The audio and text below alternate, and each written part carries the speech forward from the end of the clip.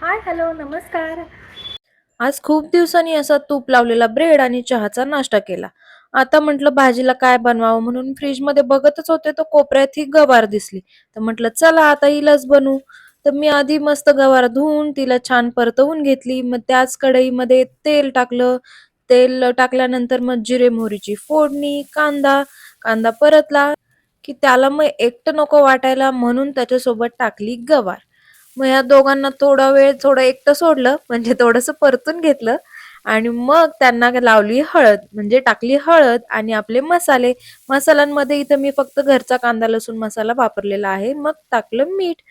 मसाले जळू नये म्हणून टाकलं थोडंसं पाणी आणि मग झाकण लावून थोडंसं शिजू दिलं.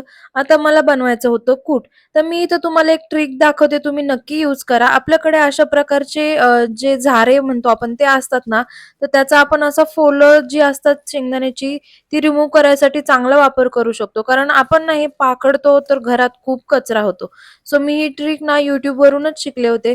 तुम्हाला ही माहिती होती का मला नक्की सांगा. खूप खरंच युजफुल आहे. तुम्ही नक्की ट्राय करा. मग छान असं कूट बनवून डब्यामध्ये भरून घेतलं. आता कूट रेडी झालं होतं म्हणून मी भाजीमध्ये थोडंसं आता कूट पण ॲड करून घेतीये. आता इथं ना पहिल्यांदा मी गवार शिजली का नाही ते चेक केलं आणि गवार शिजलेली होती म्हणून त्याच्यामध्ये कूटही ॲड केलं. कूट ॲड केल्यानंतर थोडा वेळ गवार परतली आणि परत त्याच्यामध्ये झाकण ठेवून त्याला अजून थोडंसं कुटाबरोबर शिजून दिलं. नाहीतर मग कुटाचा थोडासा कच्चा-कच्चा वास येतो. त्याच्यानंतर मग गवार झाली होती, तर त्याच्यावरती मी टाकली कोथिंबीर आणि अशी दिसते आपली रेडी झालेली गवार. मग मी घेतलं वरण बनवायला. आता मी वरणाची फोडणी तुपात घालते. आता तुम्ही कशात घालता मला नक्की कमेंट करून सांगा. आणि मी आज खूप बेसिक वरण बनवते. त्याच्यामध्ये फक्त जिरे, मोहरी आणि हिंगाची फोडणी आणि नेहमीप्रमाणे मी फोडणीत टाकली आहे थोडीशी कोथिंबीर. तुम्ही नक्की ट्राय करा. फोडणीला एक खूप छान खमंग असा स्मेल येतो आणि भाज्याही खूप छान लागतात. मग टाकली होती हळद आणि इथं ना मी अ, मिरच्या टाकायला विसरले होते, सो मी नंतर टाकल्या.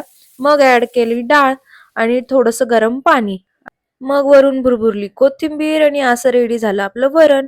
तर आजचा लंच असा काहीसा आहे. या सगळे जेवायला.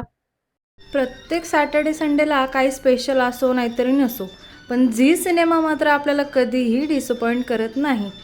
लग्नाआधीपासून हा मूव्ही आणि एकत्र सगळे बसून बघणं हा म्हणजे आमच्यासाठी खरंच बिंज सॅटर्डे असायचा हं.